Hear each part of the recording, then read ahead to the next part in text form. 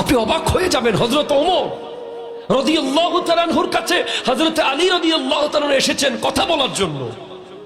রাত্রে বেলা দরজা নক করেছেন। কে? আমি আলী। আসেন। চেরাগ বন্ধ করে দিয়েছেন। বলে কি ব্যাপার? চেরাগ নিভিয়ে দিলেন। বলে আপনার সাথে আমার ব্যক্তিগত কথা হবে, রাষ্ট্রীয় কথা তো হবে না। বলে হ্যাঁ, আপনার সাথে আমি ব্যক্তিগত কথা বলতে গিয়ে রাষ্ট্রের এক ফোঁটা তেল জ্বালাতে পারবো না। আপনি কি মনে করেছেন এক ফোঁটা তেলে কি আসে যায়? হযরত উসমান রাদিয়াল্লাহু তাআলা আনহু ছাদের উপরে তুলা শুকাত দিয়ে জাল মেরে রেখেছেন। তুলা উড়ে যাইলেই ধরে ফেলতেছেন। পিঁপড়া খাবার নিয়ে যাচ্ছে, পিঁপড়ার মুখ থেকে খাবার নিয়ে ফেলতেছে। চেরাগের ফিতা একটু বাড়িয়ে দিয়েছে, খাদেমকে বকা দিয়েছেন তেল বেশি যাবে। কি ব্যাপার আপনি না হযরত ওসমান? আবার দান করে দিয়েছেন গোটা এক বিশাল ওটের পাল। বলে আমি অনেক কিছুর মালিক, এগুলো কিছুর আমি মালিক না, আমি পাহারাদার। একটা তুলা যদি উড়ে চলে যায় কিয়ামতের দিন আমি আল্লাহকে যদি কি জবাব দেব? আমি ঠিকভাবে পাহারা দিতে পারি নাই, এগুলো রাষ্ট্রীয় সম্পদ।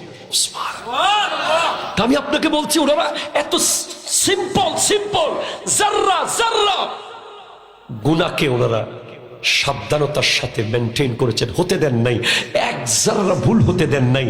ইমাম আবু হানিফা রাহমাতুল্লাহর দোকানে কর্মচারী একটু একটুখানি ছেঁড়া কাপড় দিয়ে দিয়েছে কাস্টমারকে। আবু হানিফা রাহমাতুল্লাহ বলেছিলেন এটা দেওয়ার সময় দেখিয়ে দিও।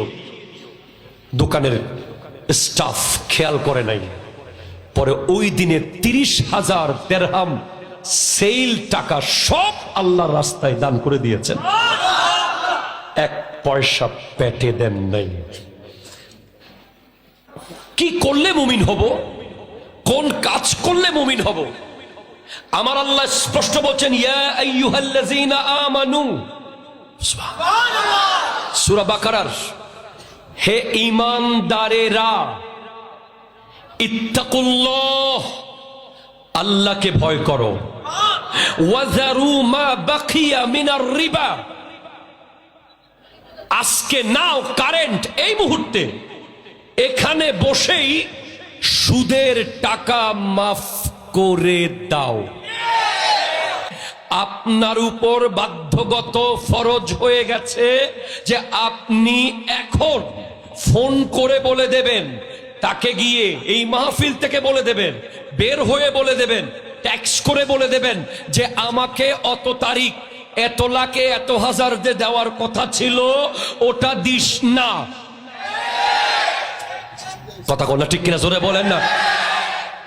ওটা দিবি না, না না, লাগবে না, নিতে পারবো না। কেন? ইন কুনতুম মুমিনিন, যদি তুমি মুমিন থাকতে চাও। সার্টিফিকেট পাওয়া বড় কথা না রে বাবা, সার্টিফিকেট রাখতে পারা বড় কথা।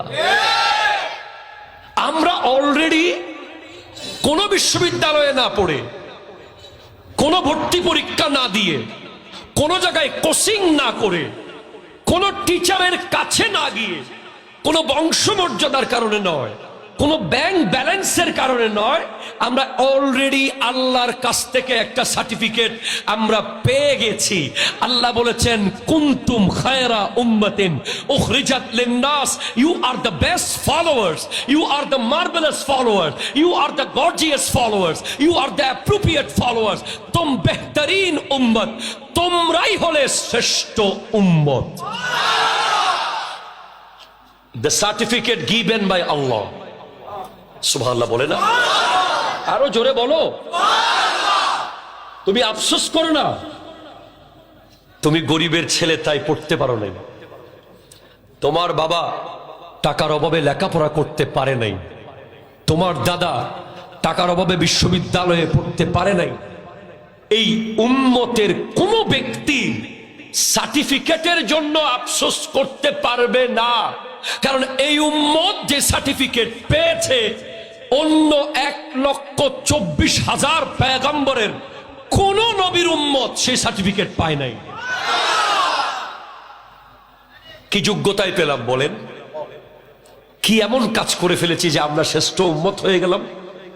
প্রশ্ন, আল্লাহ তুমি বলো তো, আমাদের ভেতরে বেনামাজি, আমাদের ভেতরে সুদখোর, আমাদের ভেতরে ঘুষখোর, আমাদের ভেতরে জালেম, আমাদের ভেতরে বেগানা মেয়ের সাথে সম্পৃক্ত ব্যক্তি, এরপরেও আমরা কিভাবে শ্রেষ্ঠ হয়ে গেলাম? উত্তর আসবে, তোরা শ্রেষ্ঠ হয়েছিস তোদের যোগ্যতার কারণে না, তোদের নবী সেরা তাই তোরা সেরা।